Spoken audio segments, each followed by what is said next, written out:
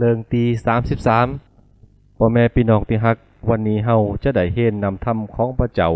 ตอนเรื่องปัสกาปิ้นตังกินขังสุดท้ายก็มีคำถามว่าเทศกาลปัสกานี้เริ่มขึ้นตั้งแต่เมื่อใดความหมายมันนั้นมีความหมายว่าซื่อปิ้นสังลูกศิษย์พระเจ้าถึงได้ประกอบพิธีปัสกานี้อันนี้ก็เป็นคำถามตีจะหือพ่อแม่พี่น้องนั้นคิดไปหนังกันเฮาก็จะได้เห็นหูเนื้อหาสาระต่อไปนี้พ่อแม่พี่น้ององค์เจ้าเยซูได้บอกกับสาวกของพระองค์ว่าท่านตั้งหลายหูว่าแถม2 วันจะถึงเทศกาลปัสกาและบุตรมนุษย์จะต้องถูกตึงตีไม้กางเขนหมู่กุนใหญ่ของประชาชนผู้นำศาสนาและปุโรหิตต่างหลายเขาก็ได้ปรึกษาหารือกันถึงเรื่องจะจับองค์พระเยซูคริสต์เพื่อจะเอาพระองค์ไปฆ่าแต่เขาได้ปรึกษากันว่าในเทศกาลเลี้ยงนี้เฮาย้ำต้องฆ่าเตอโกว่ากุนต่างหลายจะวุ่นวายในเวลาที่พระเยซูได้อยู่เฮิรนของซีโมนกุนโลกเลือนขณะเวลานั้นพระเยซูกำลังจะกินข้าวมีหญิงกุนหนึ่งได้เอาน้ำมันหอมราคาแพงได้เอาน้ำมันนั้นมาหดตีโหของพระเยซูเมื่อสาวกพระเยซูคิดหันก็บ่พอใจสาวกได้บอกว่าปิ้นสังทำหือน้ำมันราคาแพงนี้เสียไปโดยมีประโยชน์สังโดยว่าน้ำมันนี้มีราคาถ้าเอาไปขายก็จะได้เงินหลายเอาไว้แจกจ่ายประชาชนใดเมื่อพระเยซูได้หูเลิงก็ได้บอกเขาว่าไปเก่าไม่ยิงกุนนี้เฮ็ดสังเขาได้ทำการดีแก่เฮาโดยว่ากุนยากจนจะอยู่กับเจ้าตลอดไปแต่ว่าเฮานั้นบ่ได้อยู่กับเจ้าตลอดไปโดยว่าหญิงนี้ได้เอาน้ำมันหดโตของเฮาเขาได้ทำเพื่อศพของเฮาได้บอกความจริงแก่ท่านทั้งหลายว่าตีในโลกนี้ตีข่าวประเสริฐได้ประกาศออกไปการตีมียิงกุนนี้ได้กระทำก็จะเลืองลือไปเป็นตีระลึกถึงเขาและในที่นี้มีลูกศิษย์พระเยซูคนหนึ่งชื่อว่ายูดาสอิสคาริโอตเขาได้ไปหามหาปุโรหิตและได้บอกว่าถ้าโตข้าจะมอบองค์พระเยซูถ้าข่อยเอาโตมาหือตันตั้งหลายจะเอาสิ่งใดตอบแทนข่อยและหมู่ผู้ใหญ่ตั้งหลายก็สัญญาว่าจะเอาเงินหือ30 เหรียญต่อจากนั้นมายูดาก็ได้หาโอกาสที่จะขายพระเยซูในตุนอาทิตย์ที่ถึงเทศกาลกินขนมปังไหลเจอหมู่สาวกมาถามพระเยซูว่า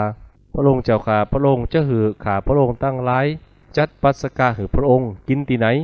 พระองค์ก็ได้บอกว่าคือเขาไปหากุนในเมืองนั้นและบอกเขาว่าพระอาจารย์บอกว่าเวลาของเฮามาไกลแล้วเฮาจะถือปัสกาที่เฮิรนของท่านพร้อมกับสาวกของเฮาสาวกตั้งหลายก็ทำตามพระเยซูได้สั่งและเขาก็ได้จัดเตรียมปัสกาไว้พร้อมถึงเวลาค่ำพระเยซูก็ได้มากินขนมปังกับสาวก12 กุนเมื่อยังกินขนมปังหนังกันอยู่พระเยซูได้บอกว่าเฮาบอกความจริงกับตันตั้งหลายว่ากุนหนึ่งในหมู่ท่านตั้งหลายจะทรยศเฮาฝ่ายหมู่สาวกก็เป็นตุกอกตุกใจต่างกุนก็ได้ถามพระเยซูว่าพระเยซูเจ้าข้าปิ้นโตข่อยก่อพระเยซูได้บอกว่ากุนที่ได้เอาขนมปังปิในถ้วยเดียวกันกับเฮากุนนั่นแหละจะเป็นกุนขายเฮาบุตรมนุษย์จะเสด็จไปตามที่มีเขียนไว้ว่าแต่พระองค์ได้บอกว่าพระองค์จะปฏิบัติกุนที่ได้ทรยศเฮากุนนั้นถามได้เกิดมาก็ยังดีกว่าและยูดาสผู้ใดทรยศพระเยซูได้ถามว่าพระเยซูเจ้าข้าปิ้นโตข่อยพระเยซูก็ได้บอกว่าโตท่านอูนั้นแม่นเลาะในระหว่างรับประทานอาหารพระเยซูได้หยิบขนมปังมาและขอบคุณพระเจ้าแล้ว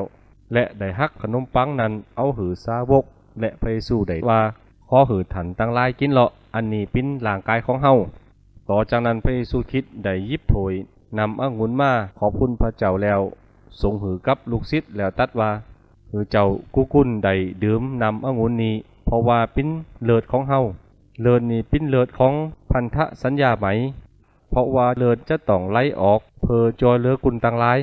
เฮาบอกท่านต่างหลายว่าเฮาจะดื่มนำองุ่นจากนี้ต่อไป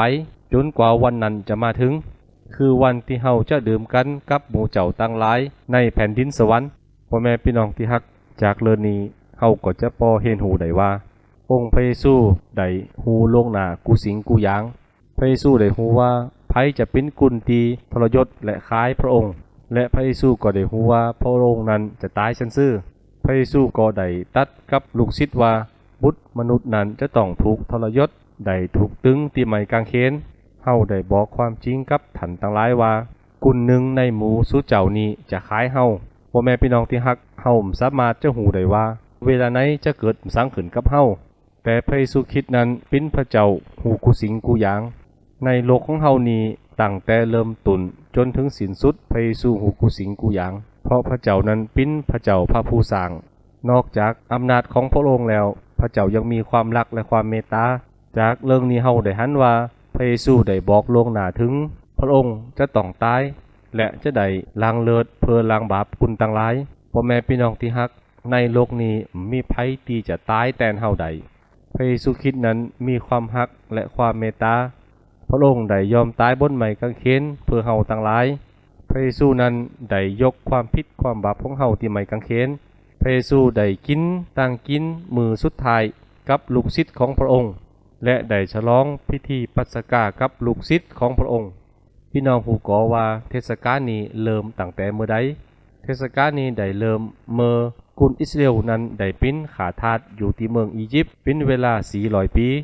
พระเจ้าได้สั่งกุนอิสราเอลทุกครอบครัวคือเอาเลือดของลูกแกะนั้นมาป่ายไว้ที่ประตูเพื่อว่าเขานั้นปุนจากความตายและรอดจากการปิ้นขี่ขาในอียิปต์กุนอิสราเอลได้เจอฟังพระเจ้าและได้เฮ็ดตาม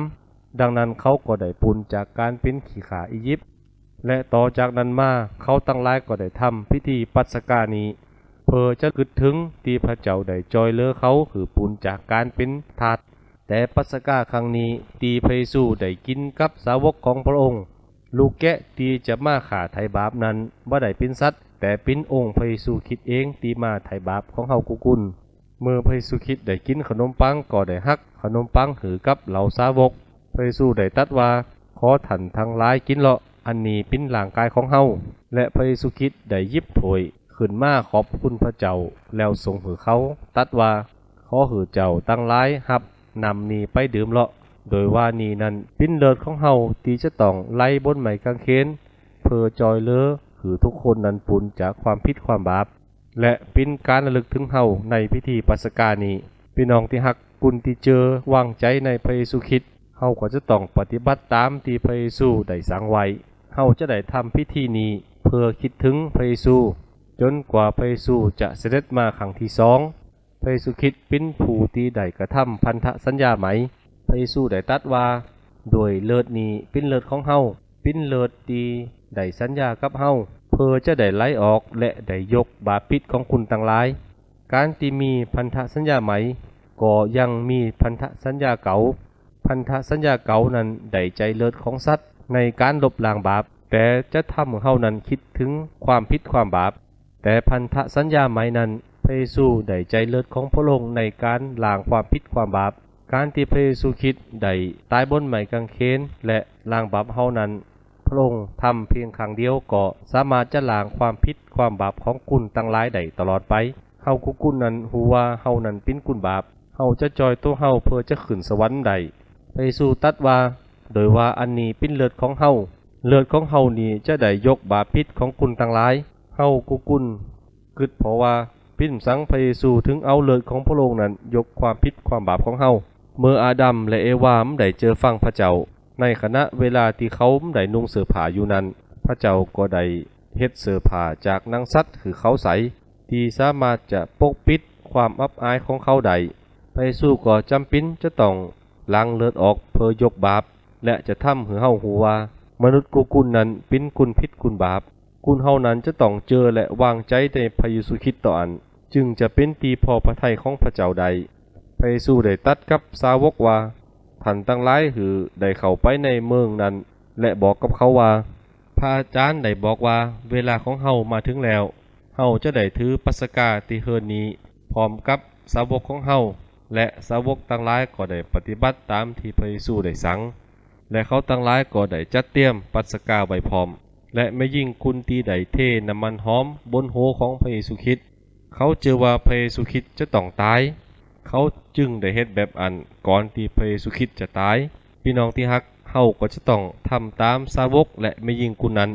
เฮาจะต้องเจอและกระทำตามเพราะความเจอต่ออันจึงจะเป็นที่พอพระทัยของพระเจ้าใด